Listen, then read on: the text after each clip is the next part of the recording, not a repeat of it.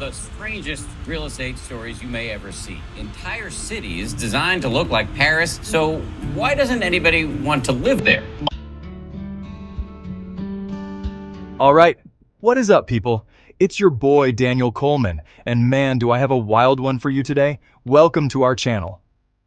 Today, we're diving into the fascinating story of Tian Du Cheng, China's $1 billion attempt to recreate Paris. Let's do this.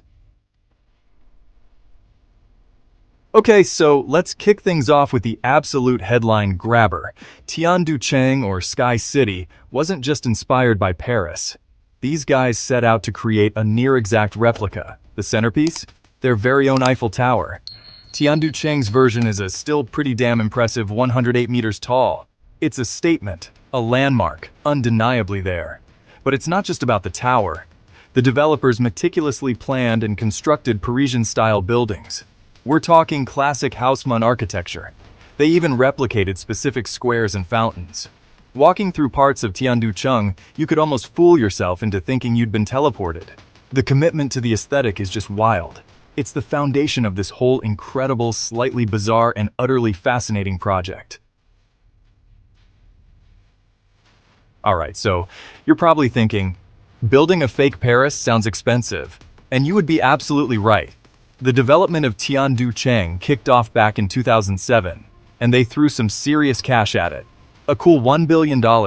This massive investment covered a pretty significant chunk of land too.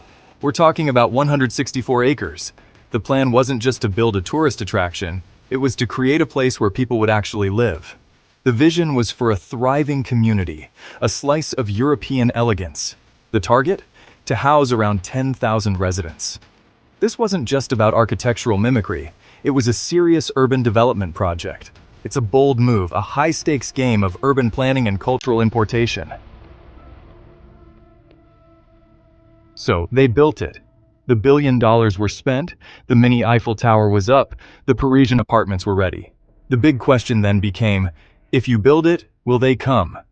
By 2013, Tianducheng was, well, it was quiet. Instead of bustling boulevards filled with 10,000 residents, the reality was starkly different. Only about 2,000 people had actually moved in. The result? Tianducheng quickly earned itself a rather unfortunate nickname, a ghost town. Imagine these grand, empty streets, the perfectly replicated Haussmann buildings with rows of dark windows. It was a beautiful, meticulously crafted, and largely empty shell. The term ghost town carries a lot of weight. It conjures images of abandonment, of failure, of dreams turned desolate. The dream of a vibrant Parisian community in the heart of China seemed to be fading. Alright, so we left Tianducheng in a bit of a ghost town slump, right? But here's where the story gets another twist. By 2017, the number of residents had climbed significantly. We're talking approximately 30,000 people calling Tianducheng home. While 30,000 residents is a massive improvement, it's important to understand the context.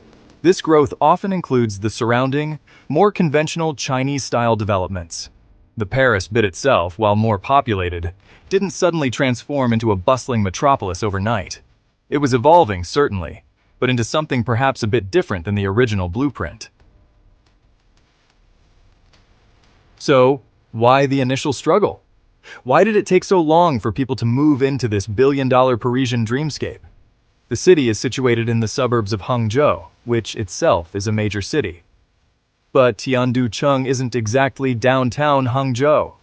It's a bit out of the way, nestled amongst agricultural land, and initially it wasn't the easiest place to get to or from. This remoteness made daily life inconvenient for many potential residents. Tianducheng's Parisian charm couldn't entirely overcome the fundamental issue of being somewhat disconnected from the economic and social centers. Tianducheng found an unexpected lifeline, a niche that it totally rocks. Despite its unique and somewhat surreal atmosphere, Tianducheng has become a massive hotspot for tourism and wedding photography. Couples flock here from all over to get that perfect Parisian backdrop for their special day. It's kind of genius when you think about it. Imagine you're a young couple in China, dreaming of romantic Parisian wedding photos. Suddenly, there's Tianducheng.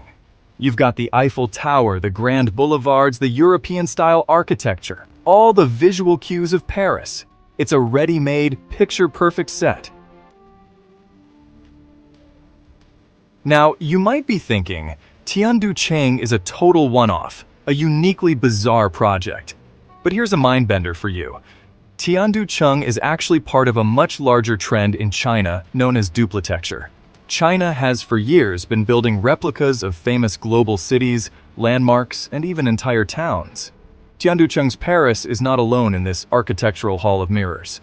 There's Thames Town near Shanghai, designed to look like a traditional English market town. There's a replica of Hallstatt, a picturesque Austrian alpine village in Guangdong province. They've even built their own versions of parts of Venice, canals and all. It's a phenomenon that's both baffling and intriguing to outsiders. So, you've got these incredibly detailed Parisian-style buildings, the replica Eiffel Tower, the grand avenues. But here's a crucial point. While the architecture screams France, the lifestyle and culture within Tianducheng are distinctly Chinese. It's a fascinating blend of Parisian aesthetic wrapped around the core of Chinese daily life. People living in Tianducheng are going about their lives in ways that are familiar to anyone who knows modern China.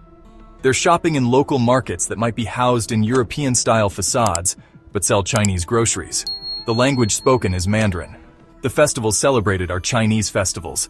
It's this juxtaposition that makes Tianducheng so interesting. It's about enjoying the visual romance of Paris without sacrificing the comforts and familiarities of home. Now, for many of us in the West, the idea of building an exact copy of another city might seem, well, a bit strange. But here's where things get really interesting from a cultural perspective. In China, the perspective on architectural copying can be quite different. Replicating famous architecture isn't necessarily seen as a lack of creativity. It can be viewed as a demonstration of skill, mastery, and even a form of tribute. Historically, in Chinese art and craftsmanship, copying the masters was a fundamental part of learning and showing respect. This cultural viewpoint can extend to architecture. The ability to successfully recreate something as complex and iconic as a Parisian district can be seen as a mark of China's growing technical prowess. It's a statement. We can do this too, and we can do it well. So we've seen Tianducheng's journey, the billion-dollar dream, the ghost town phase, the slow growth, the wedding photo fame, and the cultural context. What's next for China's Paris? Experts suggest that Tianducheng's ghost town reputation might just be a temporary phase. There's a belief that with continued development and infrastructure improvements, it could still evolve into a more thriving, fully realized city. Many new cities and large developments take time to mature. As the surrounding areas of Hangzhou continue to expand, and as transportation links improve, Tianducheng could become increasingly attractive. The story of Tianducheng is still being written. It's a long-term project, and its ultimate success or failure can't truly be judged in just a decade or two. Man, what a ride, right? Tianducheng. It's more than just a bunch of buildings. It's a story about ambition, culture, and the sometimes bizarre, sometimes brilliant ways humans shape their world. From a billion-dollar bet on Parisian charm to a ghost town and then a wedding photo hotspot, it's been a roller coaster. It really makes you think about what a city is, what makes a place authentic, and how dreams, even really, really big ones, can take on a life of their own. Thanks for watching.